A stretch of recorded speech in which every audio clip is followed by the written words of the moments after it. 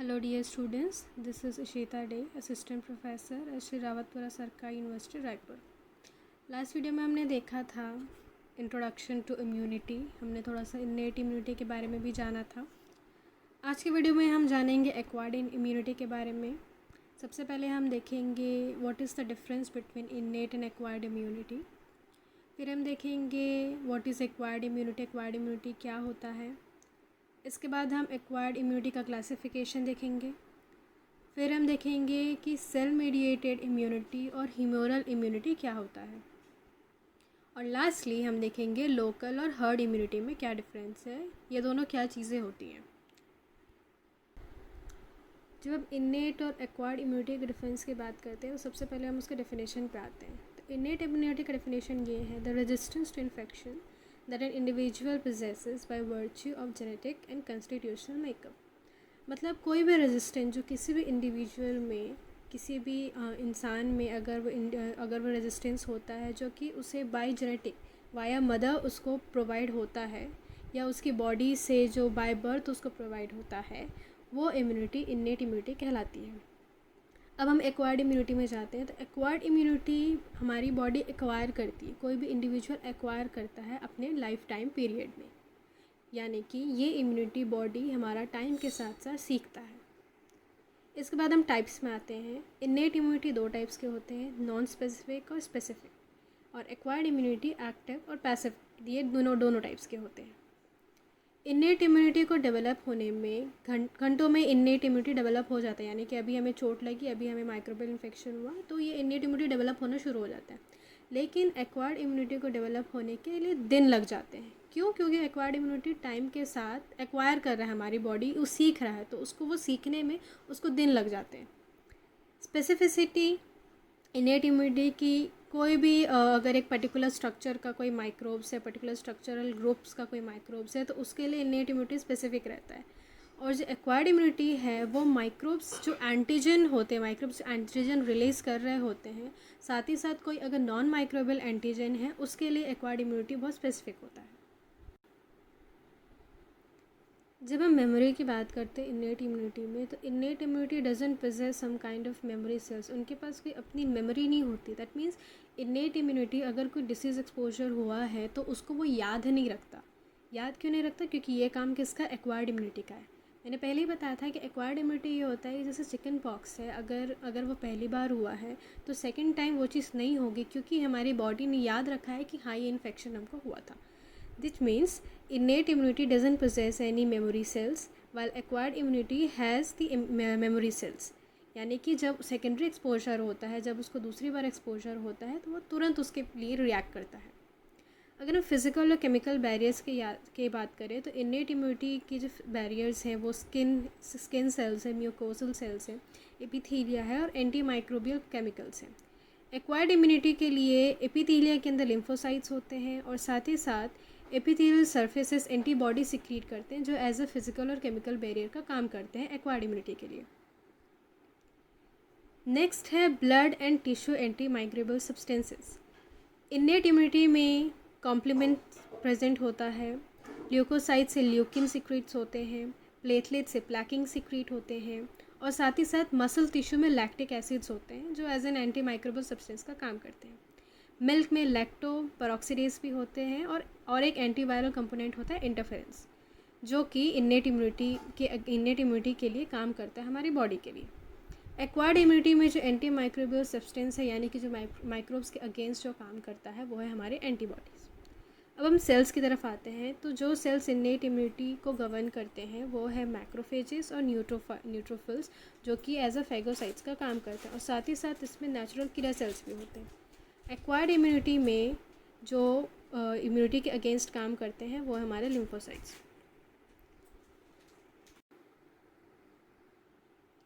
अब हम acquired immunity के बारे में देखते हैं। सो एडेप्टिव इम्यूनिटी ही एक्वायर्ड इम्यूनिटी है। It has both names. आप इसका एडेप्टिव इम्यूनिटी बोलो, एक्वायर्ड इम्यूनिटी बोलो।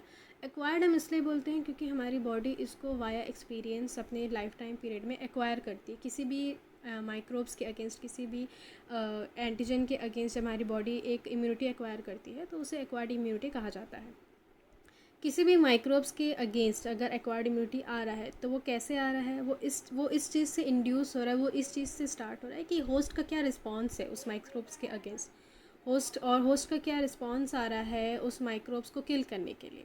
और साथ ही साथ उस माइक्रोब्स के लिए स्पेसिफिक अगर कोई लिम्फोसाइट्स होते हैं या एंटीबॉडीज़ होती है जो कि ट्रांसफ़र हो रही है हमारी बॉडी में, ये इस चीज़ को इंड्यूस करते हैं, ये इस एक्वायर्ड इम्यूनिटी को स्टार्ट करता है। एक्वायर्ड इम्यूनिटी दो टाइप के होते हैं, एक्टिव इम्यूनिटी और पैसिव इम्यूनिटी।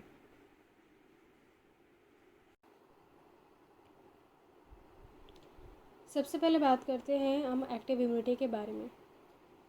एक्टिव इम्यूनिटी हमारी बॉडी में इसके कैसे इंड्यूस होता है, हमारी बॉडी कैसे एक्टिव इम्यूनिटी को एक्वायर करती है। कोई भी एक फॉरेन एंटीजन है, उससे अगर हमारी बॉडी एक्सपोज हुई है, it is induced, the active immunity is induced by an exposure to a foreign antigen. या फिर कोई भी एक इंडिविजुअल है, अगर उसने एक रेजिस्टेंस डेवलप किया है किसी भी फॉरेन एंटीजन के अटैक के बाद, तुरंत बाद अगर उसने एक किसी कांटेक्ट में आया है अगर हमारी बॉडी किसी भी एंटीजन के, फॉर एग्जांपल माइक्रो ऑर्गेनिजम्स के, तो उसके अगेंस्ट अगर हमारी बॉडी रेजिस्टेंस एक्वायर करी है तब एक्टिव इम्यूनिटी जनरेट होती है।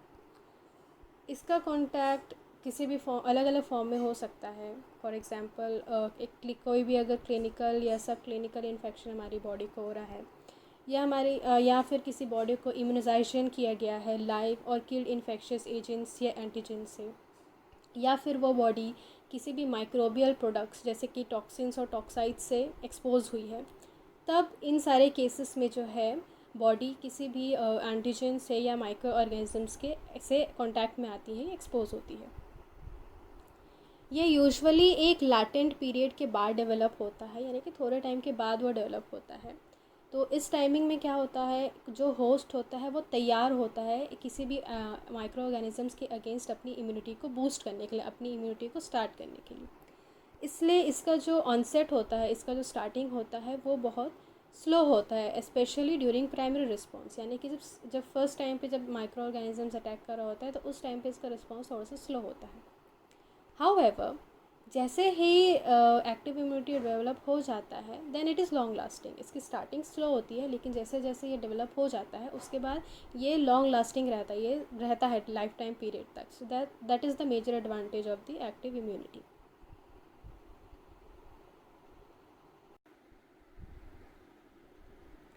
अब हम बात करेंगे what are the mediators of active immunity.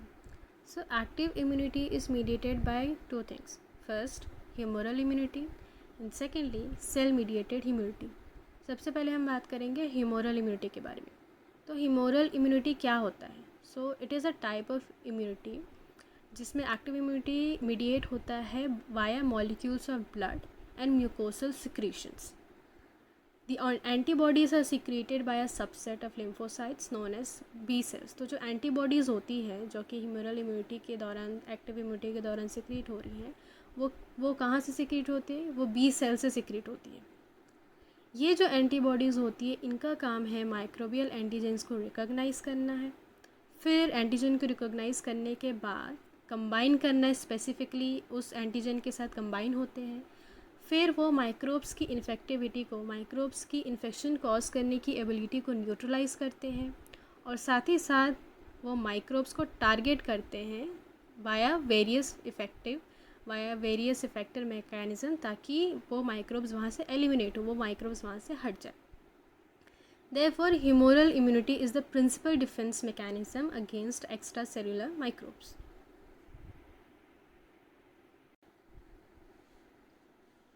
अब हम बात करेंगे टाइप्स ऑफ एक्टिव इम्यूनिटी के बारे में। तो एक्टिव इम्यूनिटी दो टाइप के होते हैं, नेचुरल एक्टिव इम्यूनिटी और आर्टिफिशियल एक्टिव इम्यूनिटी। जो नेचुरल एक्टिव इम्यूनिटी होता है वो हमारी बॉडी एक्वायर करती है किसी भी नेचुरल क्लिनिकल या सब क्लिनिकल इन्फेक्शन से। ऐसे इम्यूनिटी लॉन्ग लास्टिंग होते हैं, यानी कि लाइफ टाइम पीरियड तक चलते हैं।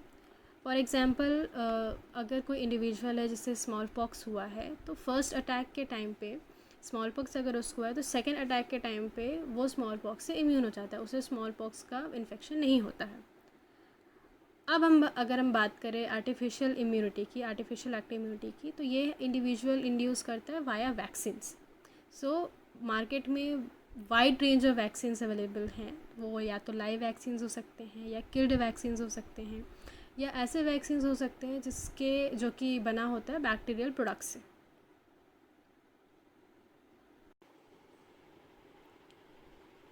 अब हम बात करेंगे सेल मीडिएटेड इम्यूनिटी के बारे में।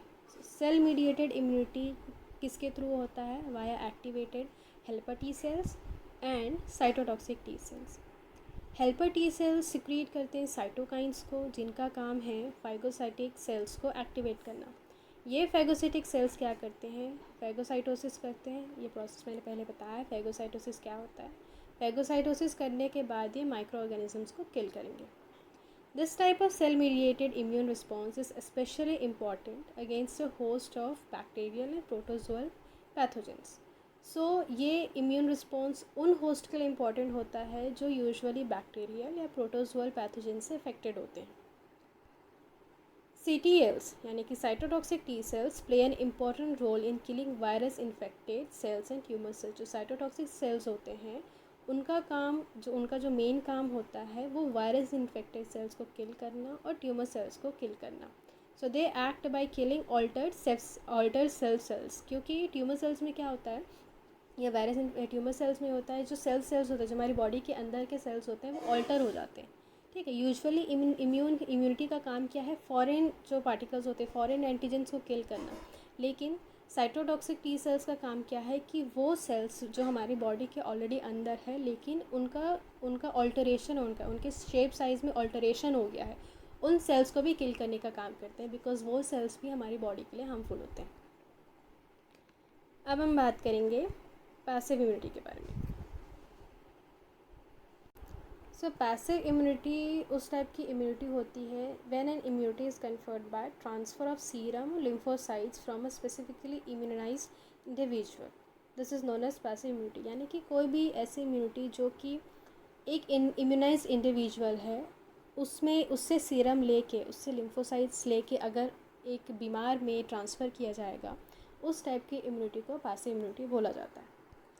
ये काफ़ी यूज़फुल मेथड इसलिए होता है क्योंकि यहाँ पे रेजिस्टेंस बहुत जल्दी मिलता है, बहुत रैपिडली मिलता है। यानी कि एक्टिव इम्यून रिस्पॉन्स को डेवलप होने के लिए हमको वेट करना नहीं पड़ता। ये इम्यूनिटी हमको तुरंत यूजुअली रैपिडली हमको मिल जाती है। पैसिव इम्यूनिटी दो टाइप्स के होते हैं, वो या तो नेचुरल हो सकता है या फिर वो आर्टिफिशियल भी हो सकता है।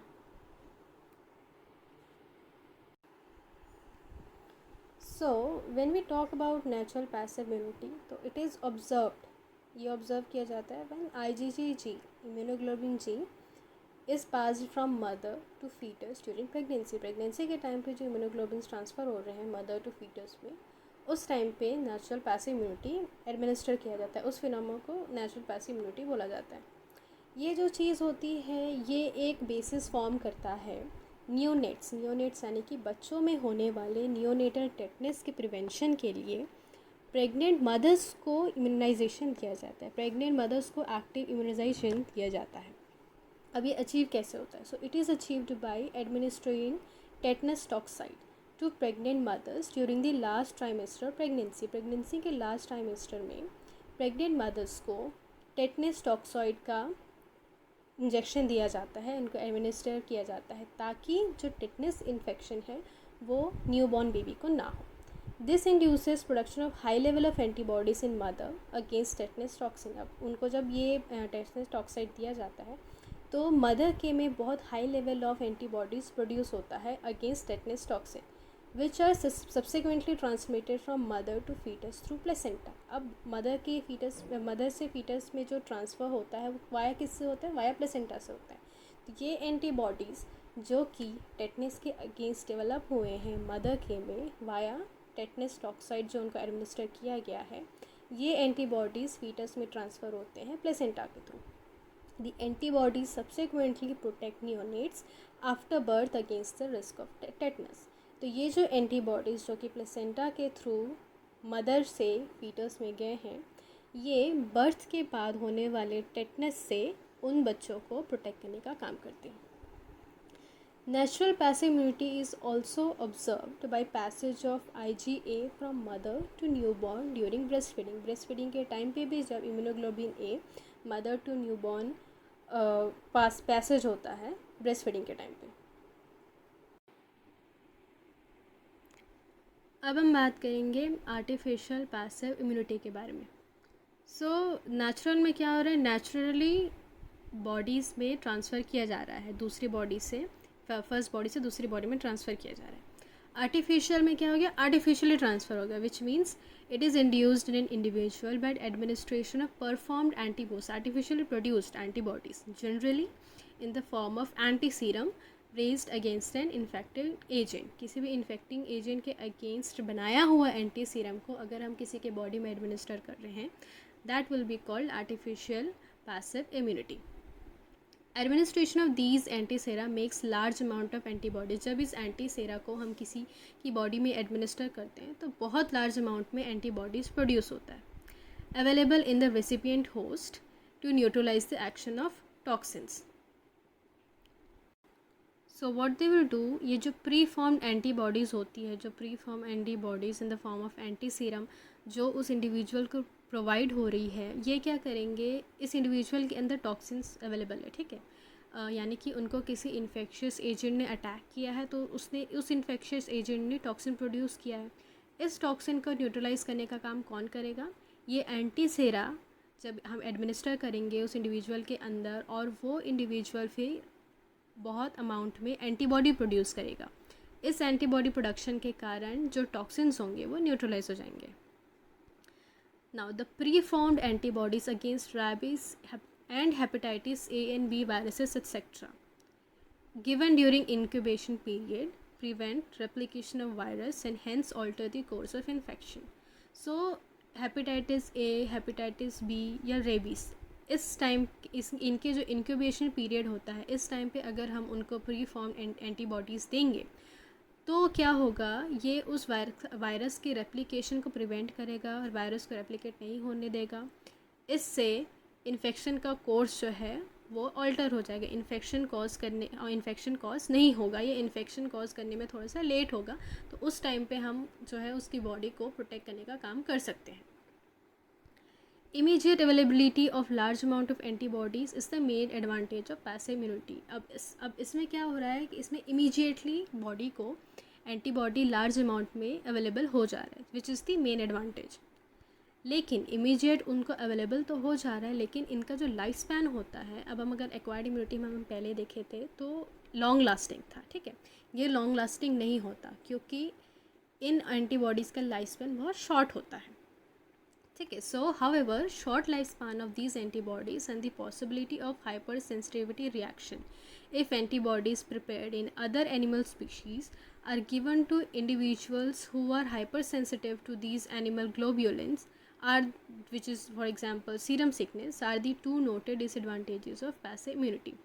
क्या होता है कि पहला तो या इन एंटीबॉडीज़ का लाइफ स्पैन बहुत शॉर्ट होता है, और साथ ही साथ अगर किसी प्रकार की हाइपर सेंसिटिविटी रिएक्शन अगर हो गया, यानी कि अगर हम कोई सीरम प्रोवाइड कर रहे हैं जिस फॉर एग्ज़ाम्पल अगर एनिमल नंबर ए है, उससे सीरम हमने प्रोवाइड किया है एनिमल नंबर बी को, ये हो सकता है कि ये सीरम एनिमल नंबर बी में कोई किसी प्रकार का एलर्जी या किसी प्रकार की हाइपर सेंसिटिविटी रिएक्शन कॉज करे। इस हाइपर सेंसिटिविटी रिएक्शन के कारण अब ये जो एंटीजन हम उनको दे रहे हैं वो उनके लिए डिसएडवांटेज हो जाएगा, वो उनके लिए डेंजरस हो जाएगा। So these are the main disadvantages of passive immunity. अब हम बात करेंगे लोकल इम्यूनिटी के बारे में। लोकल मतलब लोकली होगा, आसपास ही होगा। सो it is the immunity at a particular site, generally at the site of invasion and multiplication of a pathogen. ये वो इम्यूनिटी होती है जो कि पैथोजन के साइट ऑफ इन्वेजन, उसकी इन्वेजन करने की जगह और उसके मल्टीप्लिकेशन करने की जगह में जब उसको इम्यूनिटी वहाँ पे प्रोवाइड होती है, this is known as the local immunity. Local immunity is conferred by secretory immunoglobulin A antibodies in various body secretions। Local immunity को स्टार्ट करने का, इंड्यूस करने का काम किसका होता है, सेक्रेटरी इम्यूनोग्लोबिन ए का। These antibodies are produced locally by plasma cells present on the mucosal surfaces। mucosal surfaces में जो प्लाज्मा सेल्स होते हैं उनका काम है इम्यूनोग्लोबिन ए को प्रोड्यूस करना, इम्यूनोग्लोबिन ए एंटीबॉडीज़ को प्रोड्यूस करना, और साथ ही साथ जो सेक्रेटरी ग्लैंड्स होते हैं वो भी लोकली इम्यूनोग्लोबिन ए को प्रोड्यूस करते हैं। Natural infection or attenuated live viral vaccines given orally or intranasally induces local immunity. अगर जैसे कोई वैक्सीन्स हैं नेचुरल इन्फेक्शंस के या एटीन्यूएटेड लाइव वायरल वैक्सीन्स अगर है, उनको जब हम ओरली देते हैं या वाया नेज़ल पैसेज हम उनको जब प्रोवाइड करते हैं, तो ये इंड्यूस करते हैं लोकल इम्यूनिटी को. कहाँ पे? एट गट म्यूकोसा में and nasal mucosa respectively. Gut mucosa में via orally and nasal mucosa में वाया इंट्रानेज़ली हम अब एक वैक्सीन प्रोवाइड कर रहे हैं या एज अ ड्रॉप प्रोवाइड कर रहे हैं. Lastly we will talk about herd immunity. Local immunity में क्या हो रहा था? Locally within the site of invasion and multiplication immunity वहाँ पे प्रोड्यूस हो रही थी. हर्ड इम्यूनिटी क्या होता है? It refers to an overall level of immunity in a community. Within the community में अगर एक इम्यूनिटी डेवलप हो रही है, इम्यूनिटी का लेवल है, उस लेवल को हर्ड इम्यूनिटी बोला जाता है. हर्ड इम्यूनिटी में क्या होता है कि कोई भी एक इन्फेक्शियस डिसीज़ है, उसके इराडिकेशन का, उसके ख़त्म होने की जो पॉसिबिलिटी इस बात पे डिपेंड करती है कि उस हर्ड में, उस कम्युनिटी में, उस डिसीज़ के अगेंस्ट इम्यूनिटी कितने लेवल पे डेवलप हुई है. यानी कि अगर उस कम्युनिटी का उस डिसीज़ के अगेंस्ट इम्यूनिटी अच्छा है तो डिसीज़ जाएगा. अगर इम्यूनिटी अच्छा नहीं है, इम्यूनिटी ज़्यादा नहीं है, तो डिसीज़ नहीं जाएगा. Epidemic of a disease is likely to occur when herd immunity against that disease is very low. अगर हर्ड इम्यूनिटी किसी भी डिसीज़ के अगेंस्ट बहुत कम है तो एपिडेमिक होगा वहाँ पे. ये इंडिकेट करता है the presence of a larger number of susceptible people in the community. ये क्या इंडिकेट करता है कि उस कम्युनिटी में उस डिसीज़ के अगेंस्ट बहुत ज़्यादा लोग ससेप्टेबल हो सकते हैं. So this is all about herd immunity. Herd immunity में क्या होता है? एक हर्ड में किसी भी डिसीज़ के अगेंस्ट एक एज अ कलेक्टिबल जो इम्यूनिटी डेवलप होती है, उस इम्यूनिटी को हर्ड इम्यूनिटी बोला जाता है. So this was all about immunity. Thank you for watching. Don't forget to like, share and subscribe to the channel.